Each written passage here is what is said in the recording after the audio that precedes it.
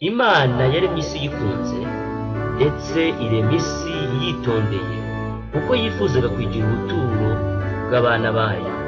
Nari igiye kureba yagombaga kumutuza muri ubu bwami bwiza ndetse yagombaga kuba uwo muntu agategeka.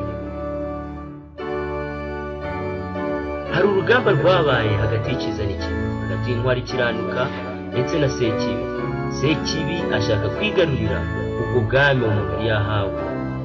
Uru rugamba rwahereye mu ijuru aho Satani yaje kwireherezaho ibihumbi byinshi by'abamarayika ndetse 1/3 cy'abamarayika. Ariko ntibyaje kumuhira kuko Imana yamwirukanye mu ijuru maze isi bikoresheje ishaka. Ubwo rugamba si rwo rushoje ahubwo nibwo rwari rutangiye ndetse ubu hafi kugera ku mahenuka. Ibyanditswe byera bitubwira ko urugamba ruzaba hagati y'itoro ry'ukuri ndetse n'itoro ry'ikinyoma. Abagore babiri, umwe utunganye ndetse n'undi mumaraya, nibo bagereranwa n'ayo madini yombi. Idini y'ikinyoma izagerageza kurenganya idini y'ukuri, ariko urugamba ruzasoza idini y'ukuri nesheje. Imana yifuza gushyiraho ubwami bushya, ubwami butarimo icyaha, ubwami burimo umunezero iteka ryose. Imana irararikira abantu bose kwemera kwiyunga nayo kugira ngo ibahe umunezero nk'uwo yari yarageneye abana bayo muri Edeni. Imana irakurarika wowe nanjye.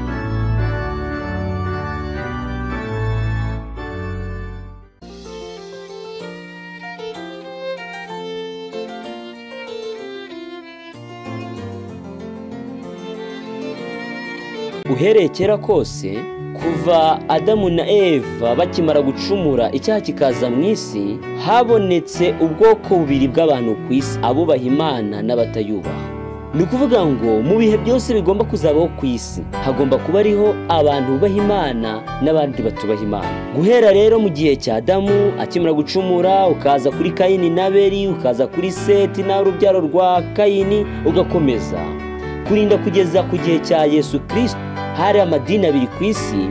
Hari idini ya gipagane n'idini yubaha Imana y'Abayuda. Na nyuma ya Yesu hakomeje kubaho amatsinda abiri y'abantu bubaha Imana n'abagomera Imana, ariyo madini yonyine ari ku isi. Ariko tugeze muri iki gihe cyacu tubona hariho urujijo rukomeye umuntu atapfa guhishura rw'amadini menshi. Ese ukibaza idini y'ukuri ni iyihe, iy'ikinyoma ni iyihe? Muri uyu mwanya tugiye gufata umwanya uteruze kuba munini, twige ibyanditswe byera, tuze kumenya niba twabasha guhishurirwa muri byo iby'amadini ndetse n'idini y'ukuri n'idini y'ikinyoma. Kandi nk'uko turibuze kubibona, turaza kubona ko hariho amadini abiri n'ubundi ku isi, idini y'ukuri n'idini y'ikinyoma. Nk'uko byahoze kuva kera kurinda kugeza ubu niko bikimeze, nubwo dufite amadini arenga 33 ya gikristo. Ariko nshuti muvandimwe ubyumve, mbisubiyemo kandi nzongera mbisubiremo ko ku isi hari amadini abiri gusa. Ibi ngibi nuza gukurikira icyigisho neza udashizemo amarangamutima yawe, ukemera ijambo ry'Imana rikavugana n'umutima wawe, uri buze kubyibonera.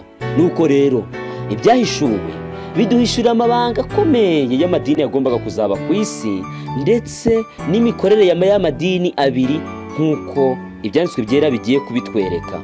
Dufite abagore babiri kandi nk'uko nabisobanuye, abagore cyangwa se umugore ni ikimenyetso cy'itorero. Nuko rero umugore wubaha Imana ageranwa n'umugore mwiza utunganye.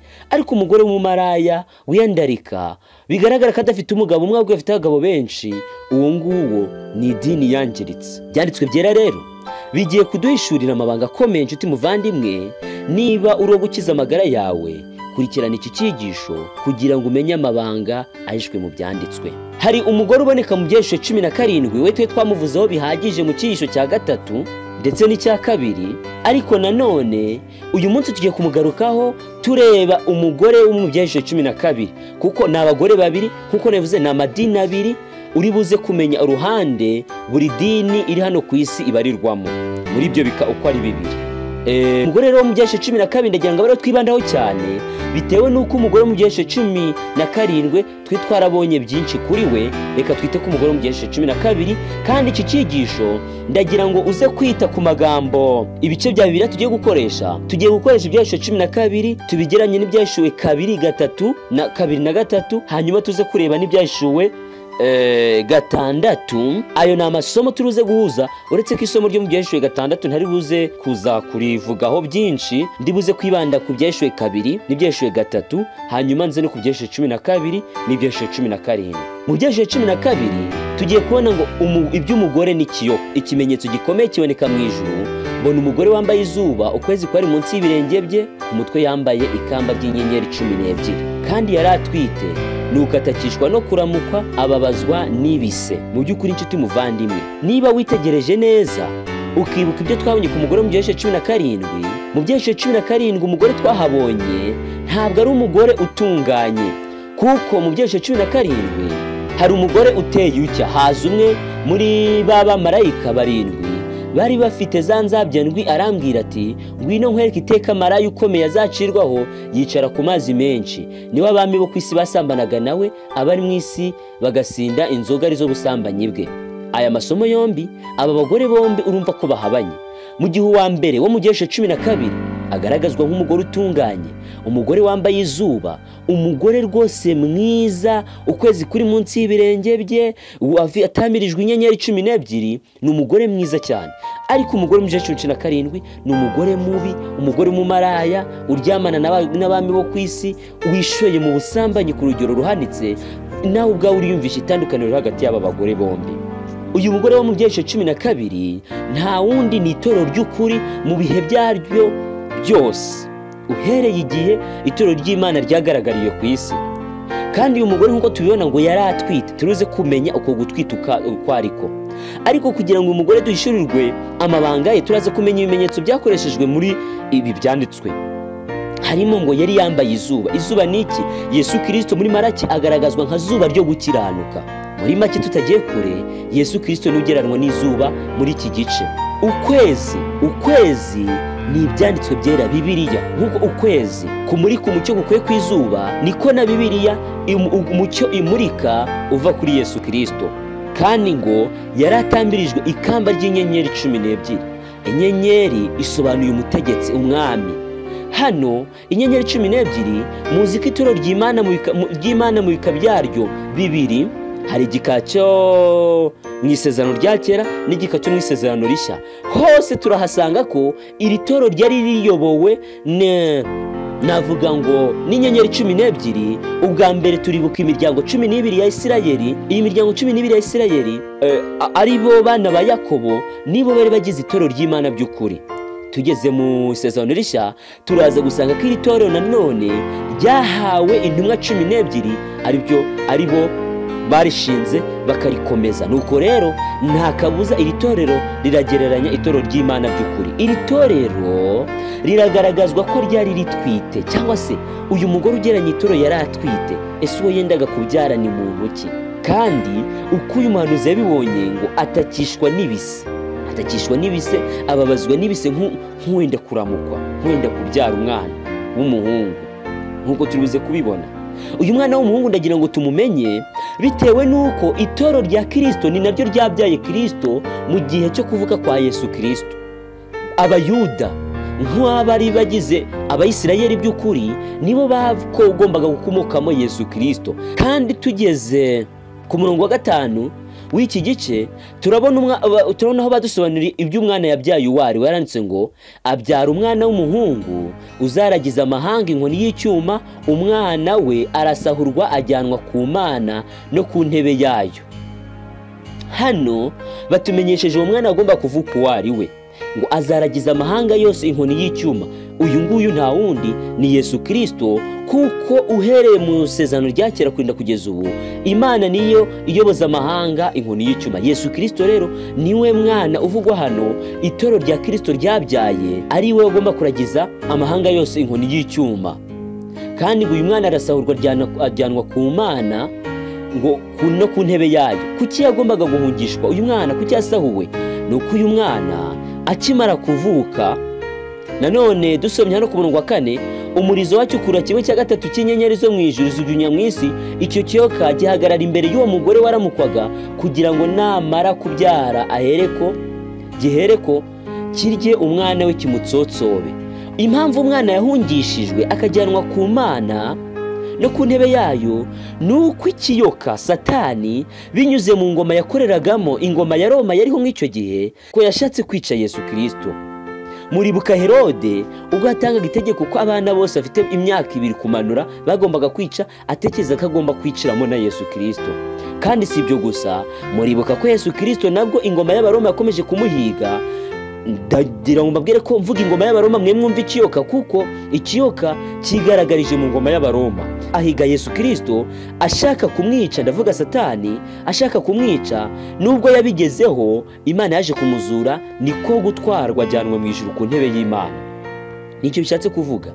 Uyu mugore rero mu Byashuwe 12 yagiye agira ibibazo byinshi, nk'uko tugiye kubibona. Ni itorero ry'Imana mu bihe byaryo byose, kandi nk'uko tumaze kubona niryo ryabyaye Yesu Kristo. Kugira ngo rero byumvikane neza, ndagira ngo tuze kugera tubihuza n'Ibyahishuwe 2 kugira ngo tubyumve, kuko nyuma y'uko Yesu yimuriwe mu ijuru amaze kurangiza umurimo yari yaje gukorera hano mu isi, itorero ry'Imana ryakomejwe n'intumwa. Intumwa zitangira kubwiriza ubutumwa i Samariya, Yudaya, no mu bice byose byari bikikije aho. Baragenda bagera no mu bice byinshi bitandukanye, muzi ba Paulo, ba Petero n'abandi umurimo bakoze. Nuko rero icyo gitorero ry'Imana ryo mu gice cyo mu isezerano rishya cyari ritangiye. Ibyo rero nibyo turize gusanga mu Byashuwe 2, ahantu batubwira iby'amatorero n'inzandiko zandikiwe amatorero. Tugiye guhita tuze dutere ku itorero rya mbere, kandi iri torero rya mbere ndaza kubabwira mbamenyesha ko iri torero rya mbere nta rindi, ni itorero rya nyuma y'uko Yesu yari avuye mu isi, itorero ry'intumwa. Reka rero nibi by'amatorero bisobanure neza. Ubwo Yohana umuhishuzi yari ku kirwa cy'Ipatimo, Imana yamuhaye ubwenge bwo kwandikira amatorero yariho muri icyo gihe. Ariko we yabyanditse mu buryo bw'ubuhanuzi, kandi Imana yari ifite gahunda yo kugira ngo binyuze mu izo nzandiko Yohana yandikiraga amatorero hazabonekemo ubutumwa bwari bugenewe itorero ry'Imana mu bihe bitandukanye. Nubwo izi nzandiko zanditswe ari inzandiko 7 zoherejwe amatorero, bigaragaza ko ari amatorero 7, ariko ndagira ngo mbabwire ko si amatorero 7 mu buryo bwa gihanuzi, ahubwo ni itorero rimwe, ahubwo byandikiwe mu bihe 7 ryagombaga kunyuramo. Nuko rero igihe cya mbere ni igihe iryo torero ryiswe Efeso. Iryo torero ryiswe Efeso mu gihe cy'intumwa.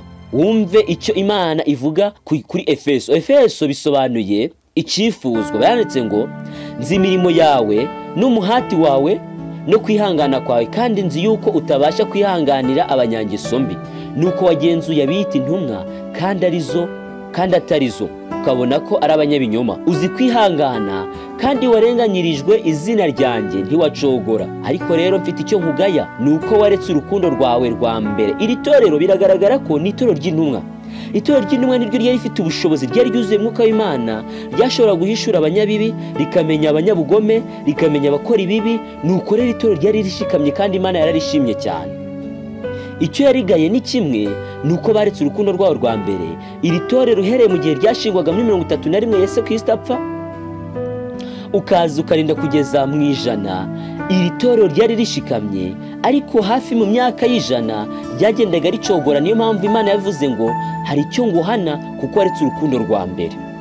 Itorero rero, iri torero nanone ry'Imana ryahise rikomereza mu kindi gihe cyiswe Simuruna. Ese Simuruna, icyo gihe cyitwa Simuruna, Imana yakigaragaje ite?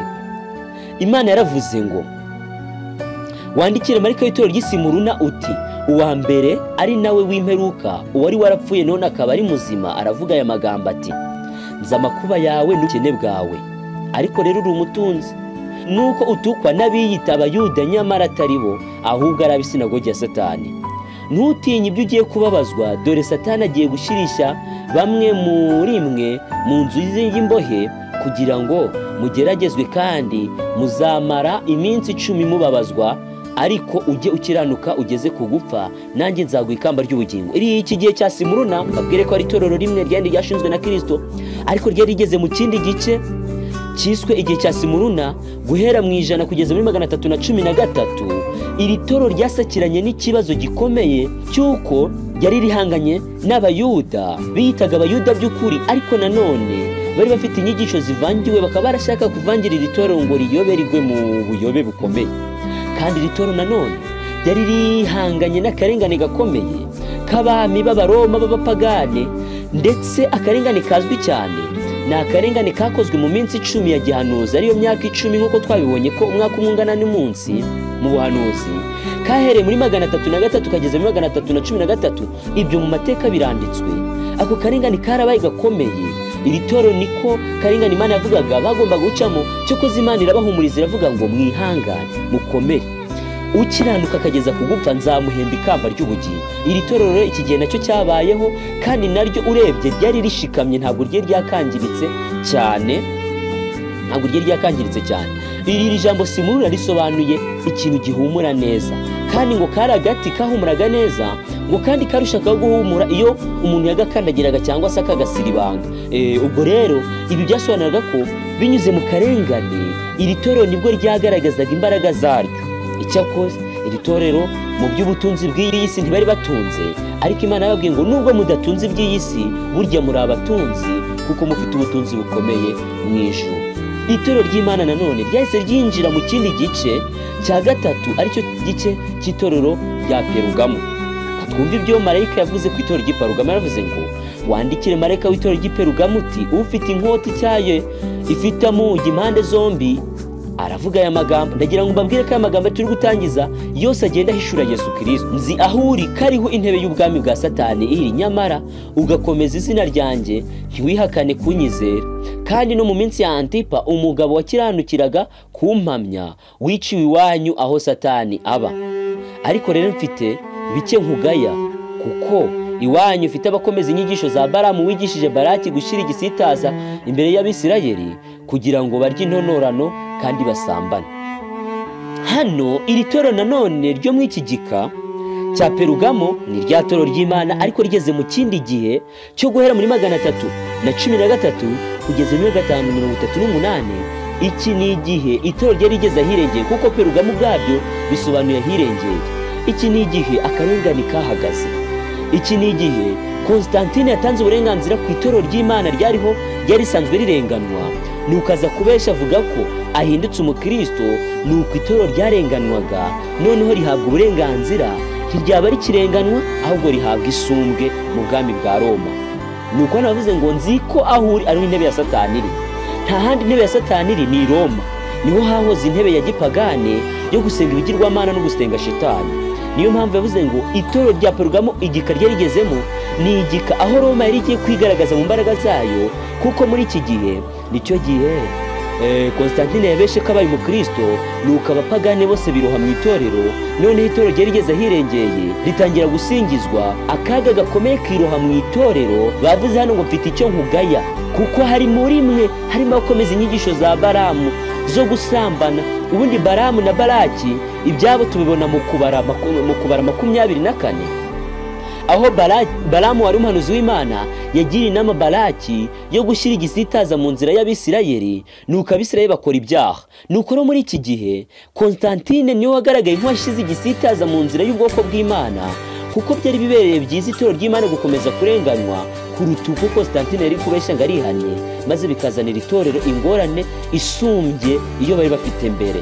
Nuko rero itorero ryagize ako kaga, kandi iri torero ryarigeze ahirengeye ryarakunzwe cyane, kubera yuko abantu bose ntabwo ryari kirenganwa, ahubwo abantu bose bahise bishora mu itorero, ariko baza badakijijwe. Nuko itorero ryinjira mu gihe cy'ubupagane bukomeye. Hahise rero hakurikiraho noneho karundura ya karundura, ni itorero ry'Ituwatira. Itorero rya Tuwatira risobanuye ngo igihe cy'umuruho. Iri ni igihe cy'umuruho ku itorero ry'Imana, bitewe nuko mu itorero rya Tuwatira, niba muhise mubyumva neza, mwibuke ko navuze ko ubupapa bwatangiye gutegeka muri 538. Itorero rya Tuwatira rero ritangirana n'umwaka wa 538. Aha rero niho tugiye kwinjira ku mugore wo mu byahishuwe 17, kuko noneho iri torero yari imaze kwinjirwamo n'ubupapa. Ubupapa aribwo bufashe intebe ya politike n'intebe y'itorero yo kuyobora itorero. Nuko rero reka tumve iby'uyu mugore, icyo bavuze kuri uyu mugore ubwite ubupapa bwari bumaze kwinjira mu itorero. Banditse ngo wandikire marayika w'itorero ry'Ituwatira uti umwana w'Imana ufite amaso asa n'ibirimi by'umuriro n'ibirenge bye bigasa n'umuringa w'umuteke aravuga aya magambo ati nzi imirimo yawe n'urukundo rwawe no kwizera kwawe no kugabura kwawe no kwihangana kwawe n'uburyo imirimo yawe ya nyuma iruta iya mbere kuba myinshi. Nyamara mfite icyo nkugaya kuko ukunda urya mugore Yezebeli wiyita umuhanuzikazi akigisha imbata zanjye akaziyobya kugira ngo zisambane kandi zirye intonorano. Tukiri hano, iri ni ituro ry'Imana ndimo ndavuga. Ubundi ituro Gatolika ni ryigamba ngo ni Apostolic Church cyangwa se n'itorero ryaturutse ku ntumwa, burya ntimukarihakanye ni ukuri. Turamutse duciye umurongo ugororotse kuva mu itorero ry'intumwa, uyu murongo waca mu itorero Gatolika kuko itorero Gatolika niyo ryakomeje mu murongo w'itorero intumwa ze zarashizeho. Ariko none itorero ry'Imana ryo bigeze kuri iri torero ryo muri iki gihe cya Tuwatira ntabwo ryakomeje mu gufatanya n'itorero ry'i Roma, ahubwo itorero ry'Imana ryo ryahise rikatira mu butayu. Nagira ngo tugaruke mu Byahishwe 12 kugira ngo tubyumve neza kuri wa mugore kuko ari we turi kwiga ibye. Byahishwe 12 haravuga ngo Ibyahishwe 12 umurongo wa 3 avuga ngo uwo mugore ahungira mu butayu aho afite ahantu yiteguriwe n'Imana kugira ngo bamugaburire yo kumara iminsi 1260. Aya magambo arasobanutse ndetse atumye ibintu biryoha neza. Twari tumaze kugera ku itorero rya Tuwatira aho ubupapa bwese bwinjira barategeka, kandi na mbere hose nababwiye ko ubupapa bwategetse iminsi 1260 ingana n'imyaka 1260 turamutse dukoze ryahame ry'umwaka umungana n'umunsi. Nuko rero itorero ry'Imana ryo ntabwo ryakomeje muri wa murongo itorero Gatolika ryakomejemo, ahubwo iri torero ryahise ryijya mu butayu. Kujya mu butayu bisobanuye ahantu hatazwi, ahantu hibanga. Iri torero abagaragu b'Imana by'ukuri bahise bitandukanye n'itorero ry'i Roma, bajya kuba mu masenga, ahantu mu buvumo, ahantu habi cyane, mu misozi y'ibihanamanga, aho bibereye biga Bibiliya kandi bayisoma, bayumva, bayisobanurirwa neza n'abakurambere babo. Nuko itorero ry'Imana rya mu butayu, itorero Gatolika rikomeza mu murongo w'intumwa, ariko none itorero ry'Imana by'ukuri ryo ryahise rikatira indi korosi rijya mu butayu aho ryagombaga kumara imyaka 1260 ingana n'imyaka ubupapa bwamaze butegeka.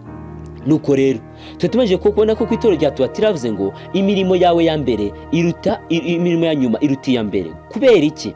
Nuko aba bantu basohotse mu itorero Gatolika banze kwifatanya na Roma, baragiye bakomeza babwiriza, ariko bagezeho baracogora. Kuki imirimo ya nyuma rero yose ya mbere?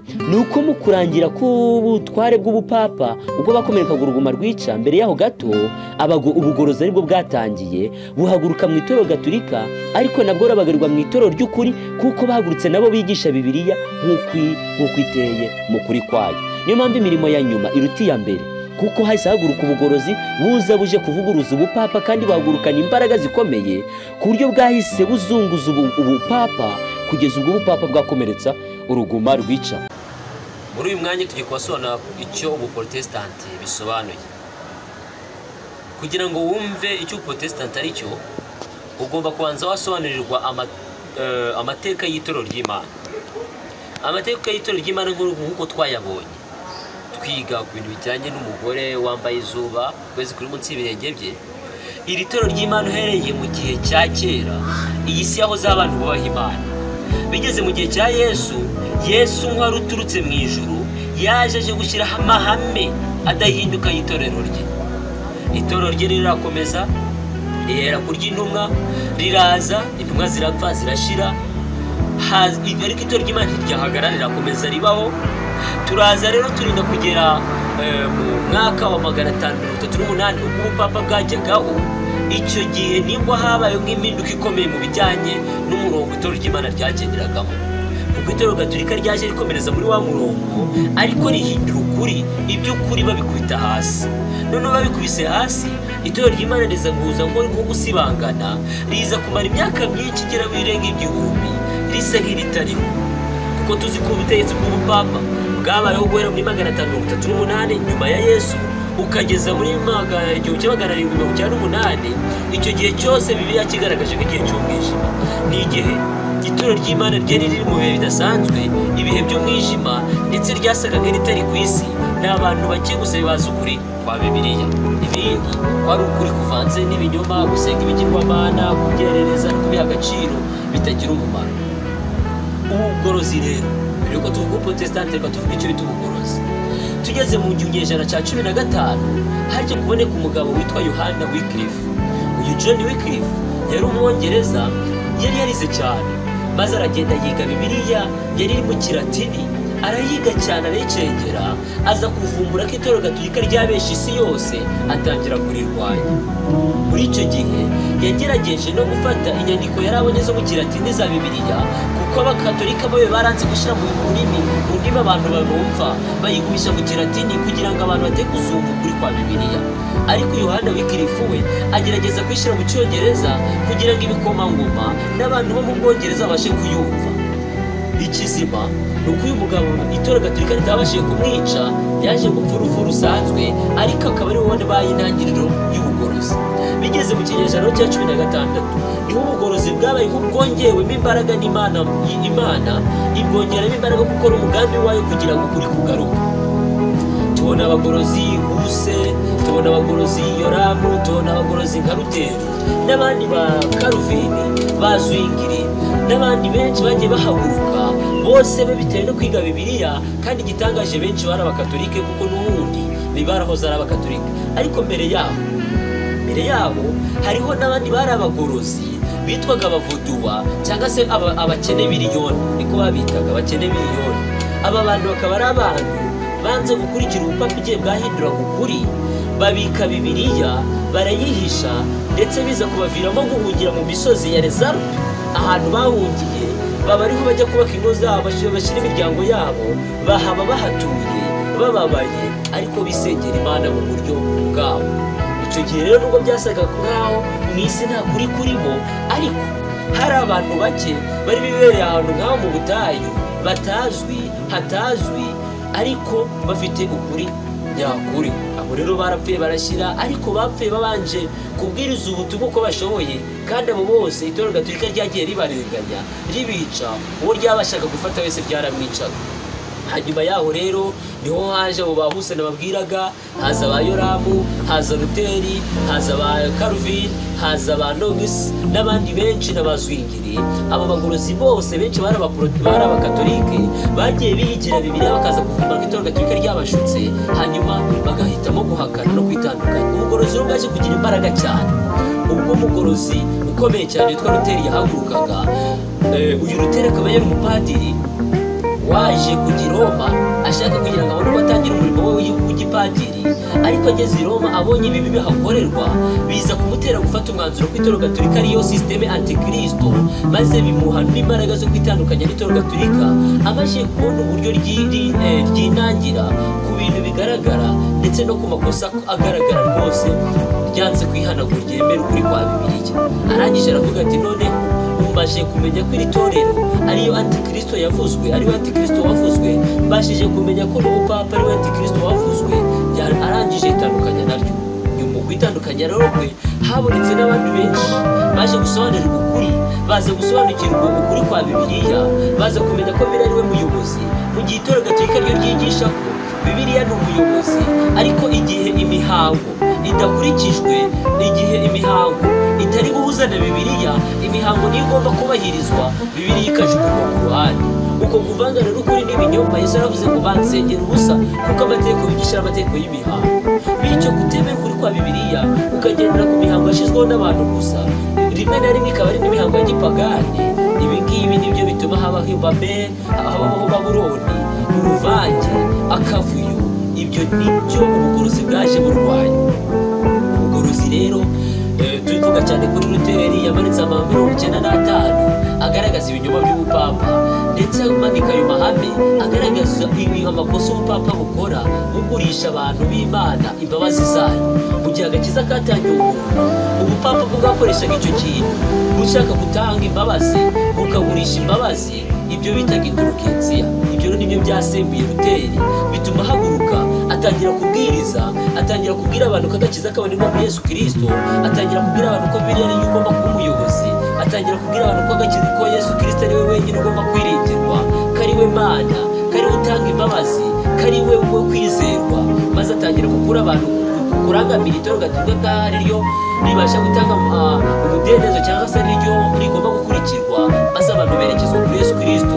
Bityo ubugorozi bwaje cyangwa se ubuporotesitanti cyangwa se ubuprotesitanti cyangwa se icyo ngicyo bita guhakana cyaje gihakana inyigisho z'i Roma, basubiza abantu ku nyigisho z'ukuri, by'ukuri umurimo w'ubuporotesitanti. Ibyo kuba rero ubuporotesitanti bigiye kurangira, ubundi inshuti bavandimwe byabo tugombye kudutera kuniha no kurira no kubabara cyane, bitewe n'uko aba baporotesitanti bahagurukanye uko kuri kuzuye kwa Bibiliya, nubwo batari bakamenya ukuri kose, ariko kuri be bafite ko ari ukuri nyakuri. Biratangaje kubona muri iki gihe, muri iyi myaka turimo uhereye mu mwaka w'1999 baratangaje ko izo nyigisho za Luteri ari impfabusa, ndetse bakavuga bati twemeye gusubira i Roma, twemeye kwifatanya n'itorero gatolika. Ubu ngubu bakaba bari kwishima, bari gukoma mu mashyi banezerewe, bakaba bagiye gukorana mu biganza. Ubuhanuzi bw'umuhanuzi w'ukuri n'ubwa y'Imana Ellen White bwari bwaragaragaje ko mu minsi y'imperuka itorero ry'amatorero y'abaporotesitanti azongera kurambura ikiganza agafatanya mu ntoki n'itorero ry'ubupapa.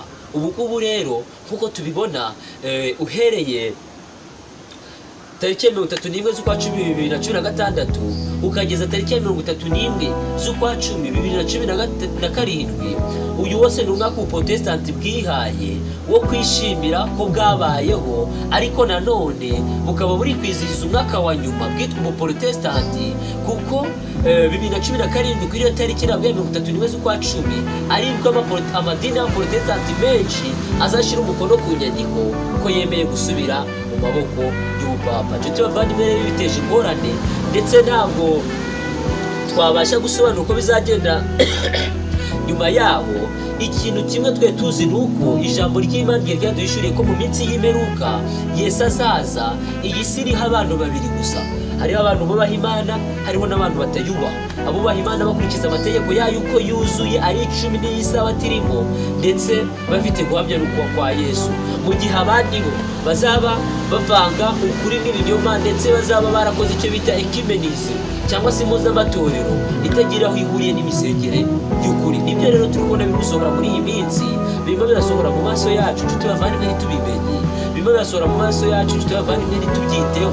Mu by'ukuri twabashije kwicwa mu ntekerezo kugeza ku rugero ibintu byagombye gutuma twitegura bigasa nk'aho bitabaye nta n'icyo bivuze, bitewe n'uko twamajije kumenyerezwa, dufite ibindi twagaburiwe bituma tudaha agaciro ukuri kwa Bibiliya. Kuba rero ubuporotesitanti tugiye kurangira, ibi biratubwira ko imperuka iri hafi, ibi biratwereka ko Yesu Kristo ari hafi kugaruka. Yesu Kristo ngo yarashizeho ubuporotesitanti, ubu ngubu abaporotesitanti ubwabo akaba aribo biyemereye ko basubiye mu maboko y'ubupapa. Ibi ngibi nta wundi mwami bahisemo ni Kayisari, bahisemo kujya gukorera ubupapa, nta kundi bihakanye Yesu Kristo, nta kindi kigomba gukurikira, ni uko ubutabera bw'Imana bugomba kubahirizwa. Icyo nabasaba ni uko mutabamo umubare w'abazaragurimbuka, ahubwo mukazaba umubare w'abazaragurugingo buhoraho, muhitamo kwifatanya n'itorero ry'ukuri risenga mu buryo bw'ukuri, kandi atari kwifatanya n'itorero gusa, ahubwo mwifatanya n'amahame yaryo nk'uko aboneka muri Bibiliya, mu kubahiriza amategeko y'Imana, mugakurikira umwana w'intama n'aho abayoboye hose, byose biri mu izina rya Yesu. Ikindi twabonye kandi cy'ingenzi cyane ni uko bavuze ngo mfite icyo nkugaya, kuko ukundira ujya mugore Yezebeli wita umuhanuzikazi, akigisha imbata zanjye akaziyobya kugira ngo zisambane kandi zirye intonorano. Hano rero niho duhise twinjira mu Byahishuwe 17. Ese Yezebeli ni muntu ki? Turi buze kumenya ko Yezebeli ni umugore. Kuki yakoreshejwe nk'umugore? Ni uko tuzi ko umugore n'ubundi asanzwe ashushanya itorero, kandi Yezebeli dusomye mu gitabo cy'Abami, Yezebeli ni umugore w'umunyamahanga waje ashingiranwa n'umwami w'Abisirayeli Ahabu. Uyu mugore akaba yari maraya, kandi nanone akaba n'umutambyi w'ibigirwamana. Uyu mugore rero yaraje amaze gushingiranwa n'uyu mwami w'Abisirayeli, akora umurimo ukomeye wo kugusha Abayisirayeli, kugeza ubwo Abisirayeli baragiye baragoma, muribuka ibya Eliya ku musozi Karumeli ubwo yicaga abahanuzi 700 ba Bari, aba bose bakoreraga Yezebeli. Uyu Yezebeli nta kindi ashushanya, ari nawe Imana avuze ngo mfite icyo kugaye kuko yemerera urya mugore Yezebeli wita umuhanuzikazi agakora. Nuko iri torero rya Tuwatira ryaretse uriya mugore Yezebeli ari we bupapa agakora. Ubupapa bw'abaroro muri iki gihe urumva uburyo ubuhanuzi wita bugenda bugahura n'ibyanditswe byera. Uyu mugore Yezebeli byashe 17 tujye guhita tuhinjira, niho yatangiye arakora. Ubupapa buzana za nyigisho z'ibinyoma, buzana ubusambanyi, kandi hano babivuze akigisha imbata zanjye akaziyobya kugira ngo zisambane kandi zirye intonorano. Mu byeshe 17 turaza ko gusanga ko umugore wahavuzwe nawe avugwaho icyaha cy'ubusambanyi. Icyaha cy'ubusambanyi mu buhanuzi bisobanuye gufata inyigisho z'ibinyoma ukazivanga n'inyigisho z'ukuri. Nicyo rero ubupapa bwakoze, kandi reka duhite twinjira mu byeshe 17 twumve cyo ubupapa bwakoze. Bikaba bivugwa aho bageranwa n'umugore wicaye ku nyamaswa, kandi uyu mugore akaba yaryamanye n'abami bo kwisi, akaba ashinjwa icyaha cy'ubusambanyi. Nuko ibyeshe 17 reka dusome amagambo hanyuma tuze kumva ubusobanuro bwayo. Haza umwe muri baba marayika 7 bari bafite za nzabya rwi, arambwira ati wino nkwereke iteka marayika ukomeye zacirwaho, yicara ku mazi menshi, niwe abami bo mwisi basambanaga nawe, abari mwisi basinda inzoga nizo busambanyi bwe. Tukiri hano reka tugibyo dusobanura. Hano hari maraya n'umugore wiyanduza, umugore wangiritse, umugore w'umumaraya birumvikana. Uyu mugore atandukanye n'umugore w'ukuri, atandukanye n'umugore wirinda, atandukanye n'umugore ufite umugabo, kuko maraya we ntagira umugabo umwe, akagira abagabo benshi. Kandi n'umurongo ukurikira wavuze ngo yasambanaga n'abami bose bo kwisi, ndetse agatereka abo bami inzoga. Ikindi hano bavuze ngo yicara ku mazi menshi. Tumaje kumenyera ubuhanuzi, amazi menshi nta kindi basobanuye, ni abantu benshi, kuko ubutumwa bw'ibyahishuwe butubwira ngo abo bantu ayo mazi menshi wabonye niyo materaniro n'amoko menshi n'indimi zose. Amazi menshi rero bisobanuye abantu benshi. None hano hari umugore nk'uko twabonye mu Yeremiya 2 hagereranya Siyoni nk'umukobwa mwiza. Nanone hari isomo riri mu Efeso 5 rivuga ngo bagabo bagore mugarukira abagabo banyu kuko Kristo akunze itorero akaryitangira. Bagabo mukunda abagore banyu kuko Kristo akunze itorero akaryitangira. Aho ngaho naho urumva ko Imana iragereranya itorero nk'umugore. Bityo rero itorero ry'ukuri ni itorero ryirinda. Uyu mugore wigushushanya itorero ry'ukuri ni umugore wirinda, umugore ufite umugabo. Ariko umugore w'umumara yashushanya itorero ry'ikinyoma. Kandi tutarinze kujya kure, iri torero ry'ikinyoma nta rindi, ni naryo rigeranwa n'inyamaswa yavuye mu nyanja. Inyanja abantu benshi nk'uko n'inyamaswa n'uyu mugore yicaye ku mazi menshi. Uyu mugore akaba ari we ngo utereka abami bo kwisi inzoga. Izi nzoga zivugwa ni inyigisho z'ibinyoma ndetse n'imikorere idasanzwe yuzuye uburyarya. Uyu mugore ari we torero ry'i Roma yahendesheje abami bo kwisi bakariyoboka. Ubusambanyi buvugwa nuko kwifatanya buri hagati y'idini y'ikinyoma ndetse n'iyo mikoranire hagati yayo n'amareta atandukanye yo kuri iyi si. Anjyana mu butayu. Iri jambo ngo anjyana mu butayu nibivuze ko imikorere y'uyu mugore ndetse n'aba bami n'ubufatanye bwose ntabwo ari ibintu bibera ku karubanda abantu bose babibona, ahubwo ni ibintu bibera mu ibanga. Ndi mu mwuka mbona umugore yicaye ku nyamaswa itukura. Umugore yicaye ku nyamaswa.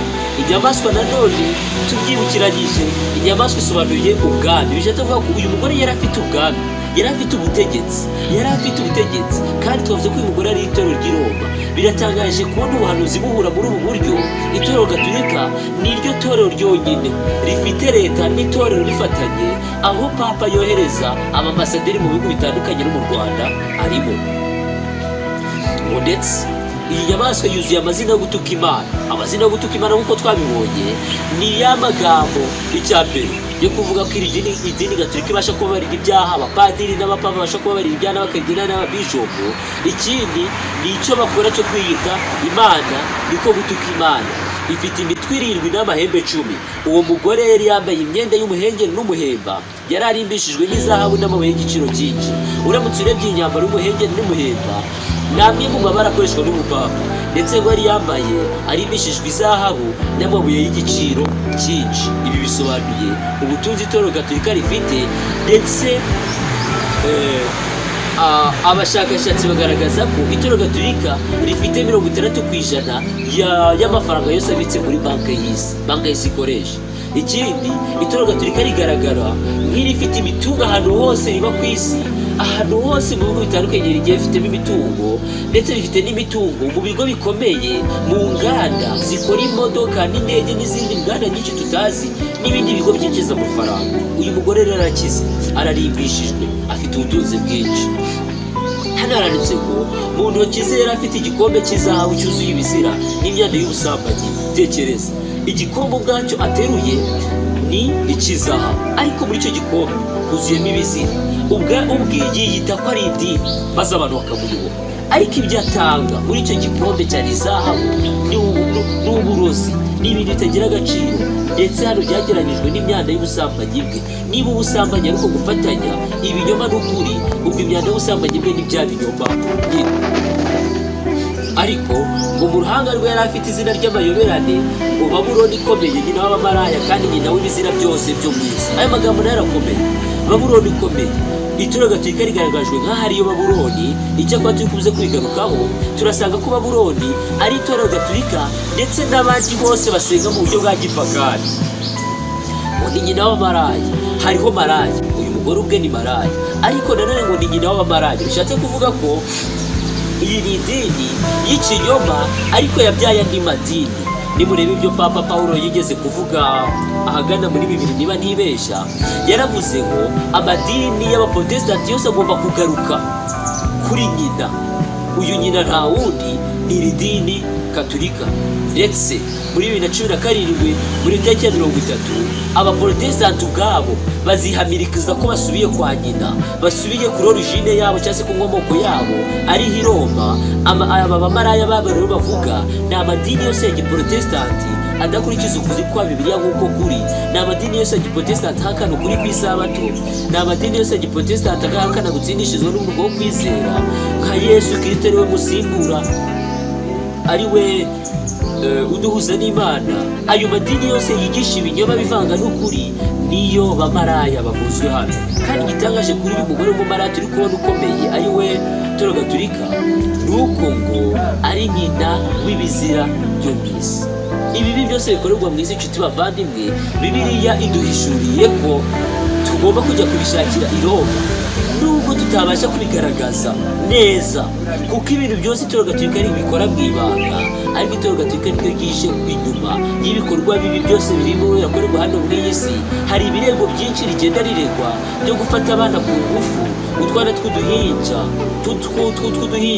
tujyanwa mu gutamba ibitambo, abana b'abahungu bafatwa ku ngufu n'abapadiri, ibyaha byinshi bitandukanye byo gucuruza abantu, ibyaha byinshi bitandukanye byo koreka iyi si, ndetse na za jenoside n'intambara nyinshi zagezeho ku isi.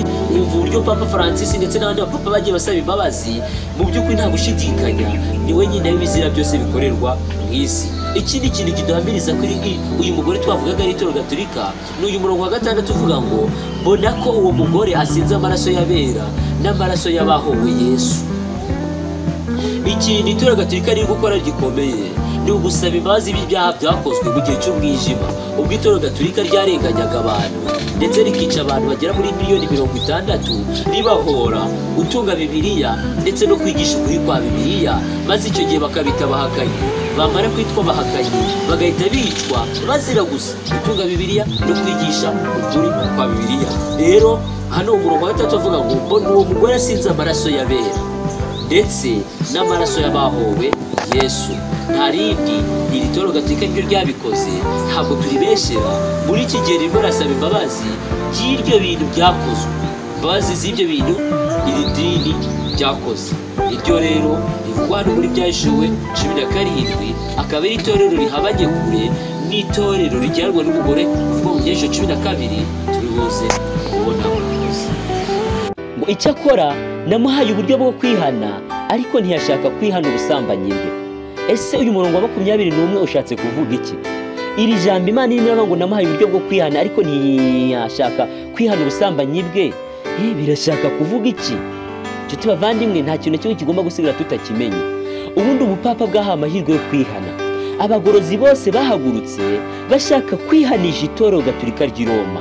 Bahagurutse bavuga ibinyoma by'itorero gatolika ry'i Roma, uhereye kuba Waridensi, ukaza kuri Yohana Wikirifu, ukaza kuri Huse, ukaza kuri Yoramu, ukaza kuri Ruteri, ukaza kuri Zwingiri, Karuvini, ba Erasmus.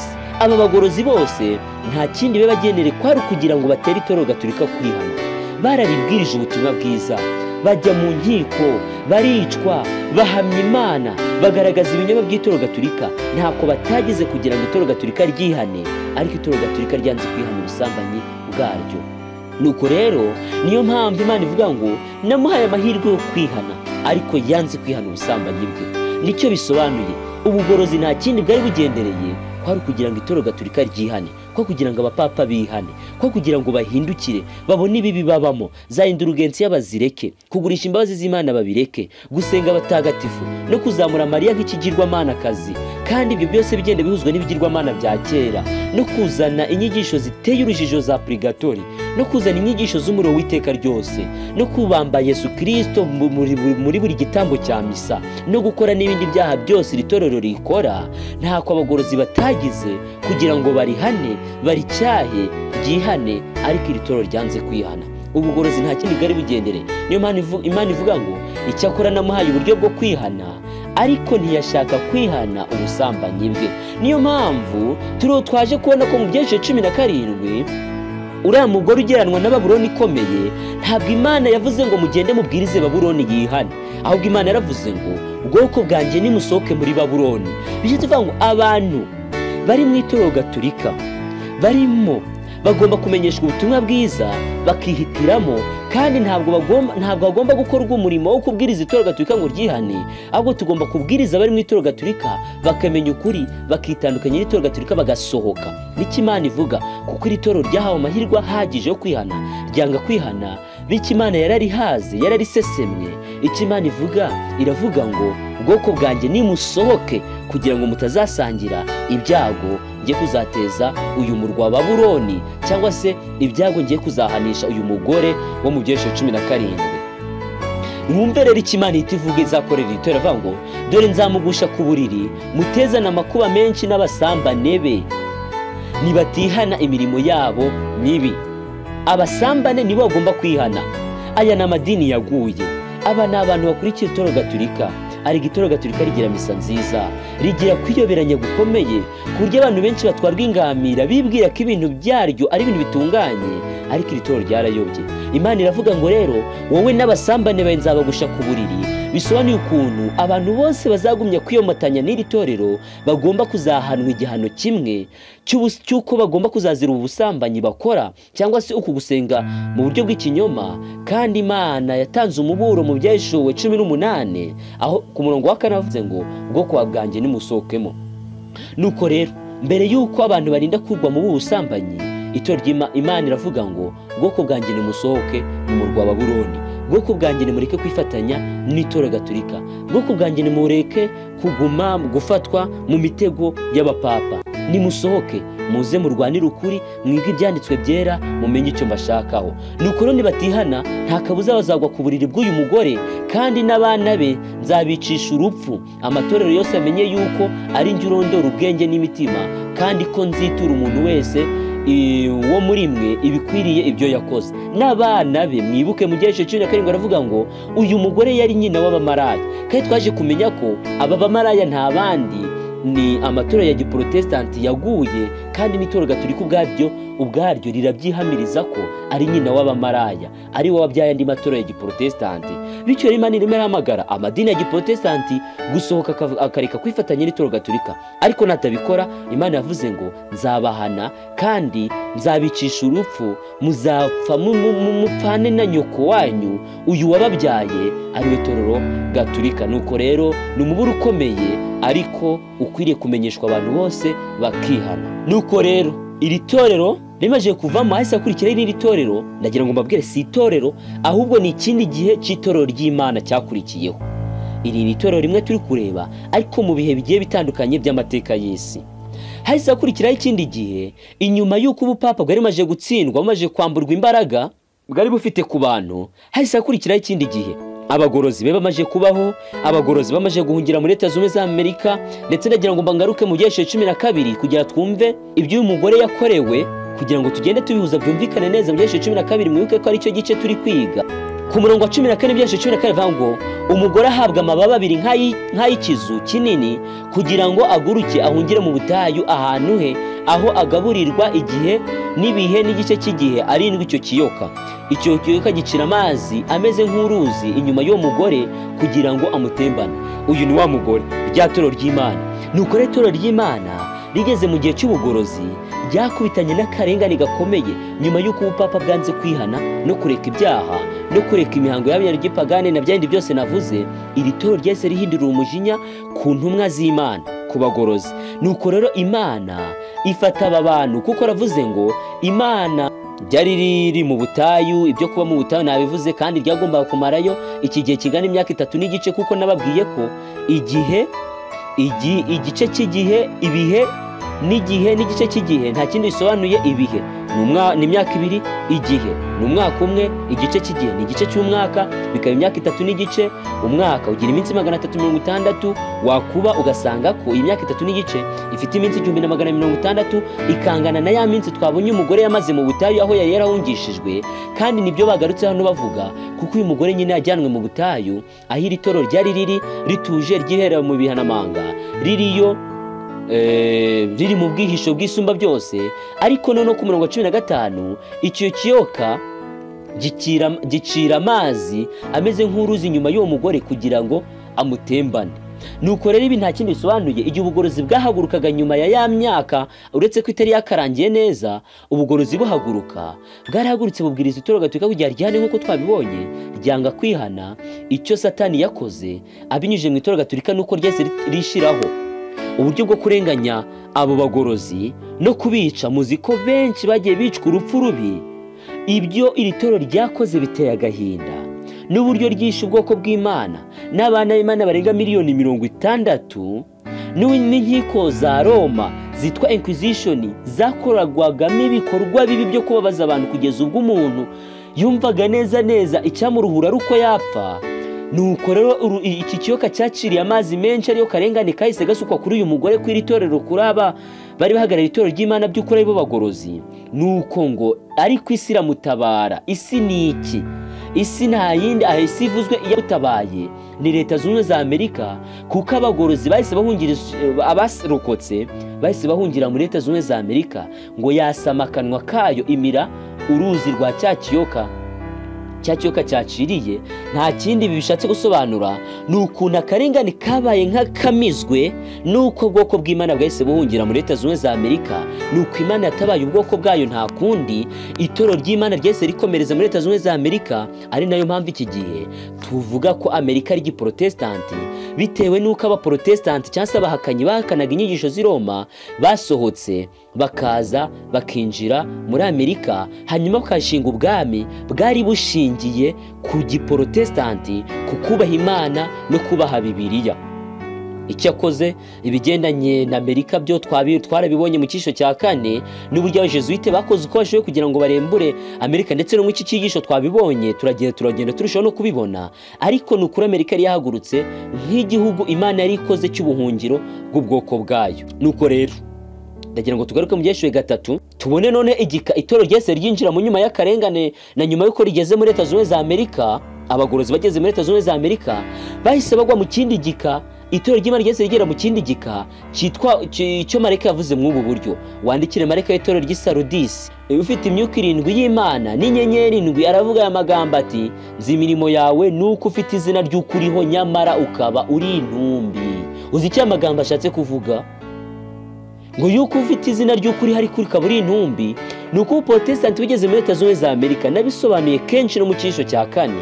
Ubuprotestanti ntabwo bwagumye kuri wa muhati wabwo wo gushaka mu byanditswe, ahubwo bwaragiye buradamarara burarya rwose buranezerwa, bwigumanira umucyo muto bwari bumaze kwakira, nuko hasigaye bwibwira ko buriho nyamara ari intumbi, kuko Imana icyo yifuzaga nuko bagomba kumenya ukuri kose, bakamenya ibihishwe by'Imana byose. Ariko baragiye barituriza, bararya baranezerwa, bigira mu muziki, bararirimba gahunda nziza zo mu itorero, ni igihugu cyari gikize, barakungahara rwose. Nuko bagira izina ry'uko bariho nyamara ari intumbi. Jya uba maso ukomeze ibisigaye bigiye gupfa, kuko nabonye ko ari nta mirimo mwakoze itunganye rwose imbere y'Imana yanjye. Nukibuka ibyo wakira, ibyo n'ibyo wumvise, ubyitondere kandi wihane. Ariko rero nutaba maso, nzaza nk'umujura, nawe ntuzamenye igihe nzagutungurira. Iyi ni imiburo yohererejwe itorero ry'i Saridisi, cyangwa se rya torero ry'Imana rigeze mu gika ryari rimaze kugera muri Leta Zunze za Amerika rituje. Iki gihe ni ukuri Imana yababwiye ngo ni ukuri tekereza ibyo wumvise. Imana yabibutsaga ibihe banyuzemo n'akarengane banyuzemo n'uburyo bafite umuhate wo gushaka mu byanditswe, nuko ngo ubyitondere kandi wihane. Icyo Imana yifuzaga nuko bagaruka ku kuri kumwimerere, bakiga mu byanditswe. Ariko niba batagombaga kuba maso, Imana yavuga ngo nzaza nk'umujura, ntuzamenye igihe nzagutungurira. Uyu muburo natwe uratureba nshuti bavandimwe. Nubwo turiho mu isi y'iki gihe iratuje, nta kibazo gihari, ariko nagira ngo mbabwire ko igihe kimwe tuzumva itangazo ry'umwana w'Imana agarutse. Niyo mpamvu dukwiye guhora twiteguye. Umuburo wahawe iri torero rigeze mu gihe cya Saridisi niwo utubwirwa none. Iri torero ryagombaga kurinda ibisigaye, hari hasigaye bike, ibindi byinshi byamaze gupfa, ngo urinde ibisigaye bigiye gupfa. Kandi ngo nabonye ko nta mirimo itunganye mwakoze imbere yanjye. Nuko iri torero ryaragiye ririturiza, ririryamira rwose riratuza. Nuko nyine ngo ku murongo wa 4 ngo icyakora ufite amazina make y'Abisaridisi batanduje imyenda yabo, nibo bazagendana nanjye bambara imyenda yera, kuko babikwiriye, nta bapfa ngo barinde gushira. Iri torero nubwo ryari rigeze mu kaga gakomeye ko gukungahara no kwitita ku by'Imana yavuze, ariko hari bake bakomezaga gucukumbura mu byanditswe, kandi abo nibo bahise batwinjiza mu gika cya 6 aricyo gika cya Filadelifiya, cyangwa se urukundo rwa kivandimwe. Muri Saridisi hari kirimo bake bigaga ibyanditswe, bakabikurikirana, bakababwiriza, bakabwira bagenzi babo. Nuko rero twinjiye mu kindi gika. Ndagira ngo mbabwire ko itorero rya Saridisi ryo ryahereye nyuma y'uko upapa bukomeretse uruguma mu 1798 bageza mu 1833. Mw'icyo gihe rero cy'itorero rya Filadelifiya wandikire marayika w'itorero ry'i Filadelifiya uti: uwera kandi w'ukuri, ufite urufunguzo rwa Dawidi, ukingura ntihagire ukinga, kandi ukinga ntihagire ukingura. Avuga aya magambo ati: nzi imirimo yawe, dore nshize imbere yawe urugi rukinguye, kandi ntawubasha kurukinga. Kandi ufite imbaraga nke, nyamara ukitondera ijambo ryanjye, ntiwihakane izina ryanjye. Dore nguhaye bamwe mu isinagogi ya Satani n'abita Abayuda n'ibindi. Hano iri torero ryo guhera mu 1833 nta rindi, ni itorero ry'urukundo rwa kivandimwe. Ni igihe umugabo witwa William Mireri yahagurukaga akatangira kubwiriza ubutumwa bwavuga ko Yesu Kristo agiye kuza mu 1843. Niko yatangiye abwiriza. Icyakora nawe byahabanje kuba kwibesha kwinshi, aza kuvuga ko yagomba kuza mu 1844. Ariko iri torero niryo ryabayeho, kandi ryari rifite urukundo rwa kivandimwe, bifite gushaka Imana. Bari bake pe, nta n'imbaraga bafite, ariko bakoze umurimo. Ibitabo byo mu ijuru byuzuyemo imirimo yabo myiza, kandi bazabigororerwa ubwo bazaba bageze mu ijuru. Bakoze byiza, nuko bahagurukana ubutumwa bwiza, bamenyesha abaprotestanti baraguye. Niyo mpamvu hano Imana yavuze ngo nshize imbere yawe urugi rufunguye, kandi njye ufite urufunguzo, ni njye ubasha gukinga kandi nkakingura. Kandi niko byagenze, Imana yakinguye urugi rumwe, ikinga urundi.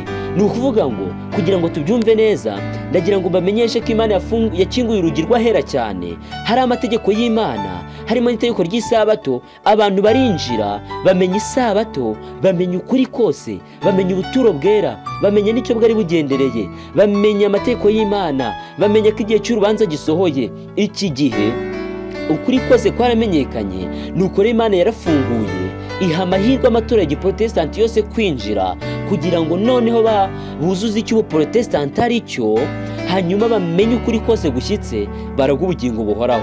Ubundi nagira ngo mbabwire ko iki gihe kiregereza igihe cya nyuma cy'ibyanditswe byera, kuko igihe kigiye gukurikira nicyo gihe cya nyuma, aricyo gihe cya nyuma ku itorero.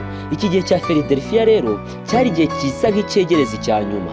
Nuko Imana iravuga ngo dore ndakinguye, ngaho nimwinjire, mbahishuriye ukuri kose. William Miller arabwiriza na bagenzi be bagaragaza ubuhanuzi buri mu Daniel igice cya 8:14 buvuga ngo mu myaka 2300 ko bugiye bukira ibi ubuturo bwera buzezwa. Icyo nta gidini bwasobanuraga, byasobanuraga igihe cy'urubanza, bwasobanuraga ko abantu bagiye gutangira gucibwa urubanza. Kandi Imana yakinguye ahera cyane, aho umutambyi yinjiraga rimwe mu mwaka kugira ngo akore umurimo w'ubutambyi wahanaguraga ibyaha ku bana b'Imana. Nuko rero aya matora yahawe amahirwe yo kumenyeshwa ukuri kose, ariko igitangaje amatora ya Giprotestanti ntabwo yemeye kwakira ukuri, yakomeje kwinangira. Bake gusa nibo bahagurutse bakira, bemera kwinjira mu rugi Imana yakinguye.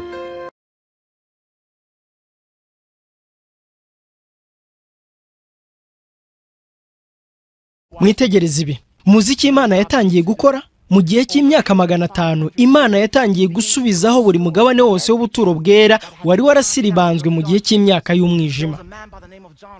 Hari umugabo witwaga John Wycliffe wabayeho mu 1300. Niki John Wycliffe yakoze? Yasemuye Bibiliya mu rurimi abantu bumva, aho kwari ugusubizwaho kwa meza y'imitsima. Amen. Bakundwa, iyo nza kuba ndiho mu 1300 nari gukurikira John Wycliffe. Mu 1400 umugabo witwa Martin Luther yaravutse. Martin Luther yatangiye ubuprotestani mu 1500. Icyo yakoze nuko yasubijeho ukuri kw'igitambo cya Kristo aricyo kidukiza ibyaha, ko atari penitensiya. Ese turacyari kumwe? Iyo nza kuba ndiho icyo gihe ntekereza ko nari kuba umuruterani. Imana ishimwe ku bw'abaruterani. Bakundwa, mu 1500 umuntu witwa John Calvin niwe washinze itorero ry'abapresbyterienne. John Calvin yari afite umutwaro udasanzwe w'amasengesho. Yaravuze ngo dukwiye gusenga Imana nta handi tunyuze. Icyo John Calvin yakoze, bakundwa, ni ugusubizaho igicaniro cy'imibavu.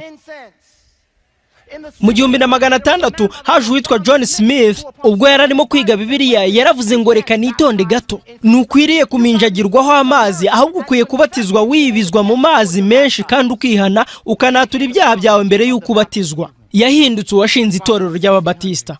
Iyo nza kubaho mu 1600 ntekereza ko nari kuba umubatista. Ahagana mu 1700 umugabo witwa John Wesley nawe yaraje, maze John Wesley ari washinze itorero rya Methodiste. Yari afite umutwaro uremereye wo kubwiriza abatuye isi yose ubutumwa bwiza. Yasubijeho igitereko cy'amatabaza, muri umucyo w'isi.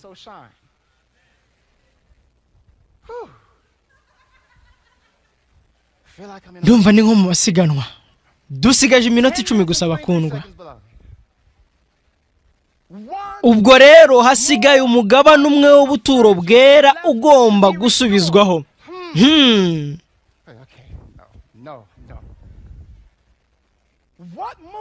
Ni irihe torero Imana yahamagaye mu 1800? Mugiye gutuma nishima. Ese sibyo? Nabyizeye muzabikora. Ni irihe torero Imana yahamagaye mu 1800 ngo risubizeho umugabane w'ukuri waburaga? Bakundwa, munyumve neza, ntabwo muri Abadiventiste umunsi wa 7 ku mpanuka. Iri torero ryavutse rifite icyemezo cya gihanuzi. Ntabwo uri umudiventiste kubera impanuka. Ntabwo turi itorero rimeze nk'ayandi. Bakundwa, Imana yaduhamagaye mu gihe gikwiriye nk'iki. Bakundwa, ubu nibwo butumwa bwiza. Iyi niyo mpamvu ubutumwa bwa marayika wa mbere bwamamazwa nk'ubutumwa bwiza bw'iteka ryose, buhamagara abatuye isi kubera ko ari ubutumwa bwiza. Ubu butumwa bwiza ntibwashoboraga kubwirizwa mu gihe cy'imyaka y'umwijima kuko bwari bwarakuweho, ariko mu 1844 imigabane yose yari imaze gusubizwaho. Mu nyumve neza, Abadiventiste bose bakomoka mu Babatiste n'Abamethodiste. Tugomba gufata ukuri kose tukagukwirakwiza hose. Mu 1992 habaye umukino w'umupira w'amaguru. Bawise umukino ukomeye. Haburaga amasegonda 4 ngo urangire. Ikipe imwe yarushaga indi igitego kimwe. Abafana bari batangiye kubyina intsinzi. icyo abakinnyi bari bategereje ko ari uguterura umupira maze hagatangazwa ko umukino urangiye. Ese bite iyo iyo kipe yindi igarukana umupira maze igahita itsinda? Bafashe umupira maze batangira kuwuhererekanya, umukinnyi umwe yawuhererezaga mugenzi we,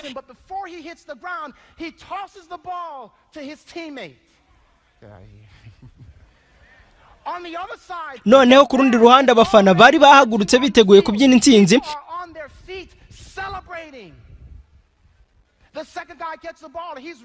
Umukinnyi wa kabiri nawe ariruka, ariko agiye kugwa ahereza mugenzi we uwo mupira.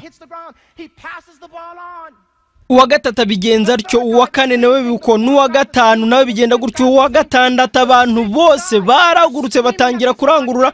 Uwa gatandatu wese agenda atsinda igitego yinjira aho barangiriza umukino. Bakundwa, ni munyumve neza, Satani itsinda rye rizi ko umukino urangiye. Batekereza ko mwebwe nk'abadivantiste muri abantu batsinzwe. Bakundwa, ndimo kuvuga ngo Imana irashaka ko turangiza umukino. Ibyo nibyo navuze. Bakundwa, munyumve neza, nta kindi gihe gisigaye ku isaha.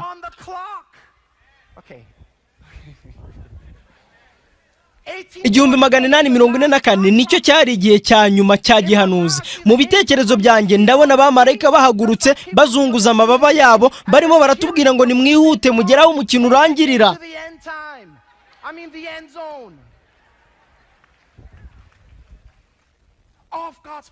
Aho abantu b'Imana bajya hose, ubutumwa bwa marayika wa mbere, ubutumwa bwa marayika wa kabiri, ubutumwa bwa marayika wa gatatu bwose burahari. Mu ncamake, ubutumwa bw'abamarayika batatu ni ubutumwa bwa Nowa ngo mwinjire mu nkuge.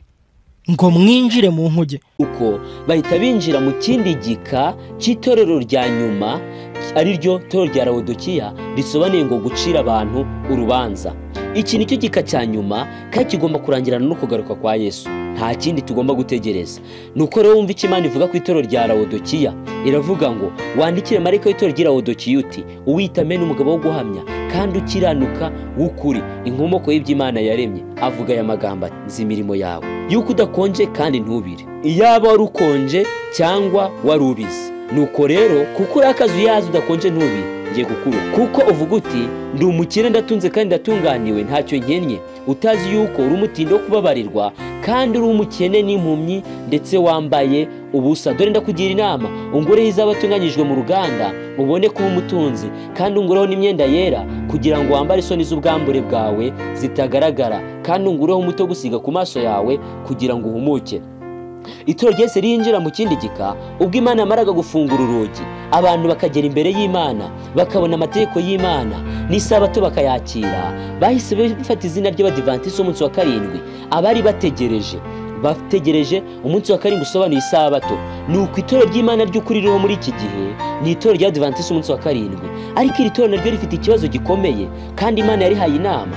Nuko itorero ryita ko ritunze, rikumva ko nta kibazo rifite, rizi ukuri kose, rirabishishura rivuga ibintu byose, risobanura ubuhanuzi bwose ritibeshya, rivuga ukuri kose. Ariko iri torero ryanze kwambara umwambaro wo gukiranuka wa Yesu Kristo. Nuko Abadivantiste uko bagaragara inyuma ntabwo bahuza n'ibyo bigisha. Ibyo bigisha bihamya ko ari abantu bakiranuka, abantu bazi ukuri, abantu bazi ibyanditswe byera, ariko nyamara ibyo bakora nanone bigahabana. Imana rero iratanga inama ikomeye, iravuga iti, Badivantiste mwebwe noneho mugize igika cy'itorero ry'ukuri cyo mu gihe cy'imperuka, nimuhaguruke muze munsange, mureke kwiyemera, kwiyumva ko mutunze, no kumva ko mufite byinshi, no kumva ko mwihagije, no kumva ko mwambaye, ahubwo mwemere ko mwambaye ubusa, mwemere ko ntacyo mufite, mwemere ko muri impumyi. Hanyuma mbahereze izahabu yatunganyijwe mu ruganda, mbahereze umwambaro wo gukiranuka ariko gukiranuka kwa Yesu Kristo, hanyuma mbahe n'umuto wo gusiga ku maso, muhumuke, murebe ibihaho bigeze, hanyuma mumenyeshe abantu banjye bari mu isi hirya no hino aho ibihe bihagaze.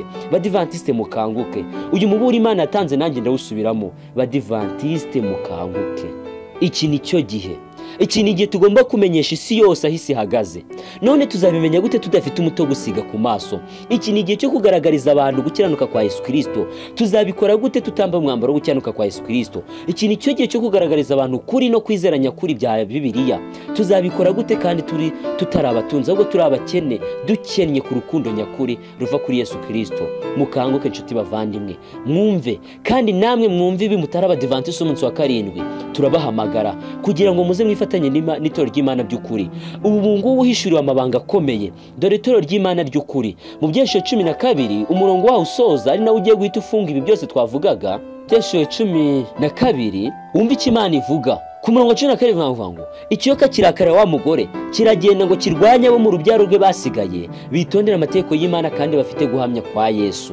Urumva ko itoro ry'Imana ry'imeru ryo mu minsi y'imperuka rizaba rifite ibintu bibiri bikomeye: amategeko y'Imana, kandi amategeko y'Imana aboneka mu Kuva igice cya 20 cyangwa se y'Umukamisiri igice cya 20. Ayo mategeko yose na amategeko 10 harimo n'itegeko ry'isabato. Nta bandi bayafite, ni n'abadivantisi umunsi wa karindwi. Kandi nanone ngo bafite guhamya kwa Yesu. Uku guhamya kwa Yesu ni umwuka w'ubuhanuzi. Uyu mwuka w'ubuhanuzi ni w'abadivantisi bakoresha basobanura ibyanditswe, ni w'abadivantisi bakoresha basobanura ubuhanuzi. Nta yindi dini iba mu isi ishobora gusobanura ubuhanuzi nk'uko bwanditswe mu byanditswe byera butibesha, uretse itoro ry'abadivantisi umunsi wa karindwi ryonyine. Niryo toro rya nyuma rero rizaba ku isi. Icyakora iri toro nta kintu Imana yarishimye, yararigaye gusa, ariko irigira inama umuntu wese uzumva iyi nama.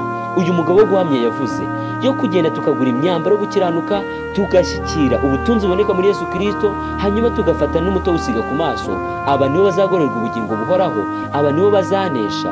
Nuko nshuti muvandimwe, emera wemere gusohoka mu itoro ry'ikinyoma ryo Babuloni, amadini ya Giprotestanti yaguye. Wemere gusohoka mu itoro Gatolika uko waba urikunda kose, wemere kwifatanya n'itoro ry'Imana by'ukuri. Nta kundi kuri kurenza uku, kandi nawe ubwawe niba utinangiye mu mutima ubashe gusobanurwa ko ku isi ari amadini abiri.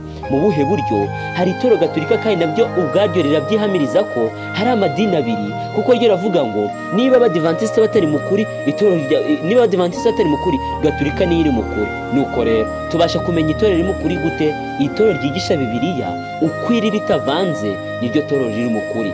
Itoro rya Adventiste niryo riri mukuri.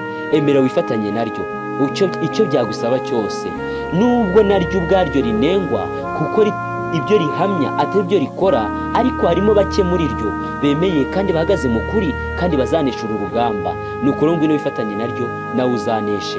Nuko nta kundi kuri iyi si rero harimo amadini abiri. Hari itoro Gatolika, hari n'itoro ry'Imana rya Adventiste umunsi wa karindwi. Hari itoro ryubaha Imana ukabirebera mu byanditswe byera, hari n'itoro rigomera Imana ubirebeye mu byanditswe byera. Amadini ya Giprotestanti n'andi madini ya gipagane yose ariho arabarirwa mu gika y'abagomera Imana, kuko benshi baruhuka ku cyumweru, abandi bafite n'izindi nyigisho z'urujijo zidahuza n'ibyanditswe byera. Ariko itoro rya Adventiste ryigisha ukuri, nubwo ushobora gusanga ukuri atari ko benshi muri bo bagaragaza, ariko ryigisha ukuri. Dogitrine zaryo ni ukuri. Bityo rero wirengagije ibyo ubona, hari wenda abaturanyi bawe b'Abadventiste ubona ubarusha no gukiranuka kubw'imirimo yabo mibi, ariko ndagira ngo mubwire ko uko waba babona kose, Imana, iri toro ni ry'Imana ihanze amaso, kandi niryo yiteguye gukoresha umurimo rigasoza amateka yose y'iyi si.